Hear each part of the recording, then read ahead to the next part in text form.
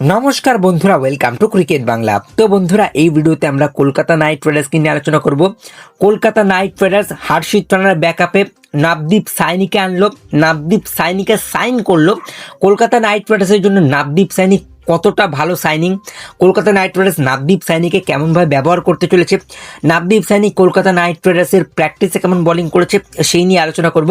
পাশাপাশি Kolkata night Riders বনাম Mumbai Indians ম্যাচের আগে মুম্বাইয়ে পা রাখলো কলকাতা নাইট রাইডার্সের প্লেয়ার এবং কোচিং স্টাফেরা। তারা গতকাল রাতেই কিন্তু মুম্বাই পৌঁছে গেছে।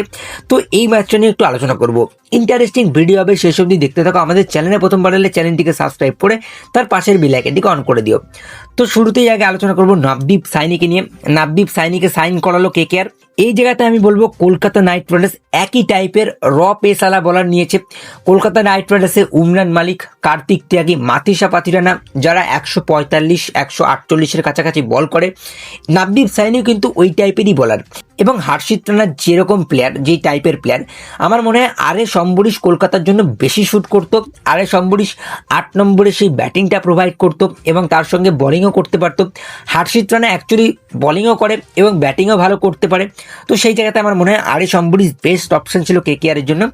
এছাড়াও আকাশ মাধওয়াল, সিমরজিৎ সিং, রাজ লিম্বানির মতো বোলিং অপশন ছিল। বাট এই জায়গাতে কেকেআর ম্যানেজমেন্ট একটু হতাশ করলো। নবদীপ সাইনির থেকেও আরও ভালো ভালো কিছু অপশন ছিল কেকেআরের হাতে। বাট কলকাতা নাইট রাইডার্সের প্র্যাকটিসে কিন্তু নবদীপ সাইনি 3টে উইকেট নিয়েছে। রিঙ্কু সিং, ক্যামেরন গ্রিন, ফিন অ্যালেনকে আউট করেছিল সেকেন্ড প্র্যাকটিস ম্যাচে। তো সেই জায়গাতে আমার মনে হয় সেই ম্যাচটা দেখে কলকাতা ম্যানেজমেন্ট হয়তো প্রভাবিত হয়েছে, নবদীপ সাইনিকে নিয়ে আসলো দলে। আমি বলবো ভালো সাইনিং, বাট আহামরি বলবো না।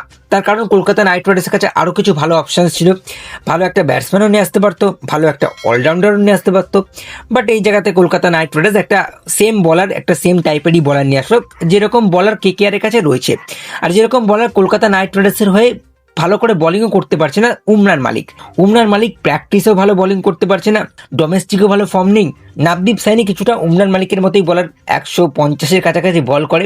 এবং এখন যা ক্রিকেট চলছে, আমার মনে হয় এখনকার ব্যাটসম্যান পেস ভয় পায় না, ডোমেস্টিক প্লেয়াররাই পেস খেলে দেবে। তো সেই জায়গাতে আমার মনে হয় একটা ভালো সুইং বলার আনতে পারলে কেকেআরের জন্য ভালো হতো।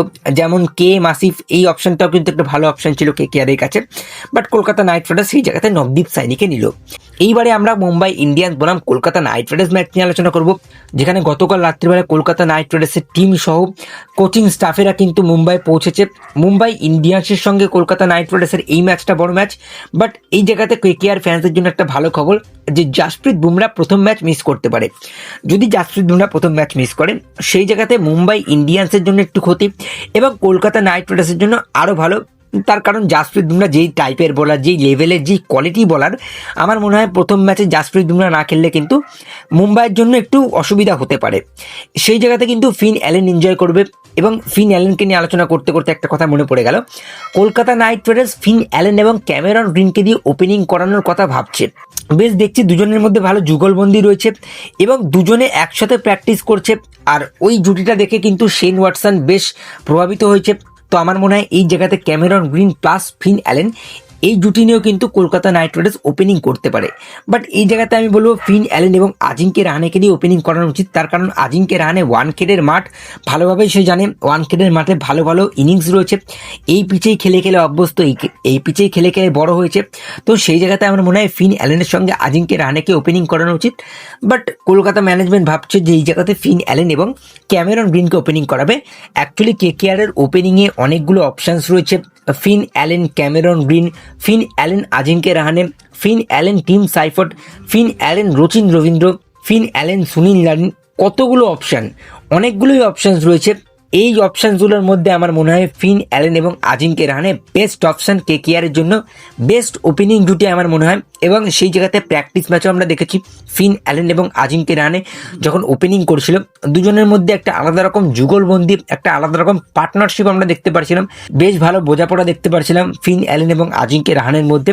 তো সেই জায়গাতে আমার মনে হয় কেকেআর ম্যানেজমেন্ট অবশ্যই চাইবে ফিন অ্যালেন এবং আজিঙ্কে রাহানেকে দিয়ে ওপেনিং করাতে। বাকি তোমাদের কি মতামত থাকছে অবশ্যই জানিও। ভিডিওটা ভালো লাগলে লাইক করে দিও, শেয়ার করে দিও। আমাদের চ্যানেলে প্রথমবার এলে চ্যানেলটিকে সাবস্ক্রাইব করে তার পাশের বেল আইকনটিকে অন করে দিও। তো চলো গাইজ, এই ভিডিওতে এই পর্যন্তই, টাটা।